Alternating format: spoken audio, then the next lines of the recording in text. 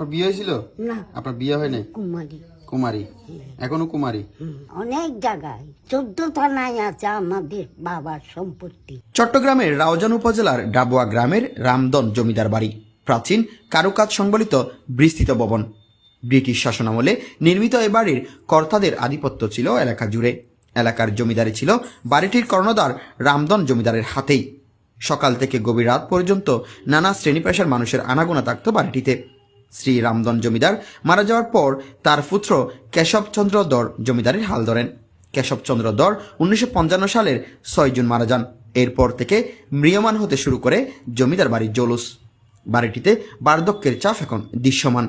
বর্তমানে দেয়ালের পলেস্তারা উঠে শেওলা জমেছে ভবনটির বিভিন্ন স্থানে। কর্মচাঞ্চল্যে ভরা বাড়িটি এখন কেবলই কংক্রিটের দালান। ঐতিহ্যময় ভবন জুড়ে এখন শুনশান নীরবতা। কথা হয় জমিদারের সাথে। তিনি রামদন দর জমিদারের নাতনি। তার বয়স শতকের কাছাকাছি বা একটু বেশি। তার কাছে এই জমিদারি ব্যাপারে জানতে চাইলে তিনি বলেন, দাদার নাম কি? রামধন ধর। আচ্ছা, আপনাদের এখন কে কে বেঁচে আছে? বাইরেরা তো সব মারা গেছে, বোনরাও মারা গেছে। বোনের ছেলে মেয়ে আছে, বাইপুর আছে, বাইজি আছে, ওরা টানো থাকে। এখন এখানে আপনারা থাকেন? আপনি আর কি? আমরা ভাই বোন দুজন। আচ্ছা, আপনার আর আপনার বিপরীত- বিয়ে হয়? আপনার বিয়ে হয়েছিল? না, আপনার বিয়ে হয় নাই? কুমারী। কুমারী? এখনো কুমারী? কেন দিদি বিয়ে আমার একটা ভাই ছিল, ছোট ভাই, প্রতিবন্ধী। জি। ও দেখাশোনার কেউ ছিল না। আপনার প্রতিবন্ধী ভাইটা আছে এখনো? নাই নাই, মারা গেছে। মারা গেছে? হ্যাঁ মানে বাইকে দেখার জন্য আপনি বিয়ে করেন নাই? হ্যাঁ। আপনার পুরো নাম কি? ছবি ধর। আমরা 5 ভাই 8 বোন, সবাই চলে গেছে। আমরা ভাই বোন দুজন আছি, বাইপুর আছে, বাইজি আছে, বোনের মেয়েরা আছে। এই আপনাদের সয় সম্পত্তি তো এখানে ছাড়া অন্য জায়গায় আছে মনে হয়? অনেক জায়গায় 14 থানায় আছে আমাদের বাবার সম্পত্তি। ফটিকছড়িতে আছে না? হ্যাঁ, তো এগুলা সম্পত্তিগুলো এখন কারাভোগ করতেছে? জানি না, বাচ্চারা তো চাকরি বাকরি নিয়ে ব্যস্ত, দেখাশোনার লোকও নাই।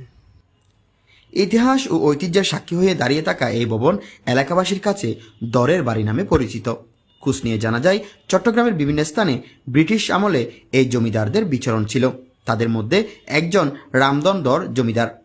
চট্টগ্রাম জেলার 14টি থানায় তার ছিল বিপুল পরিমাণ জায়গা জমি। প্রচার আছে তাদের ছিল রূপার তালা, বালতি, চায়ের কেটলি সহ বিপুল স্বর্ণালঙ্কার।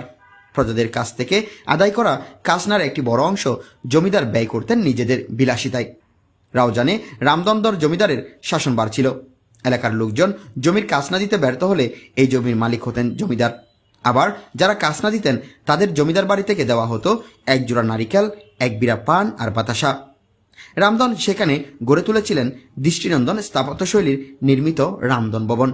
ভবনের আশপাশে খনন করা হয় পুকুর ও দিঘি। বাড়ির সামনে নির্মাণ করা হয় দৃষ্টিনন্দন তোরণ, কাছারিঘর, জমিদারের আনন্দমহল, নাচখানা ও শিব মন্দির। নানা সমস্যার মাঝে আজও টিকে আছে রামদন দর জমিদারের বাড়ি। প্রতিষ্ঠিত মন্দির, দিঘি এখনো জমিদারের স্মৃতি বহন করে চলেছে।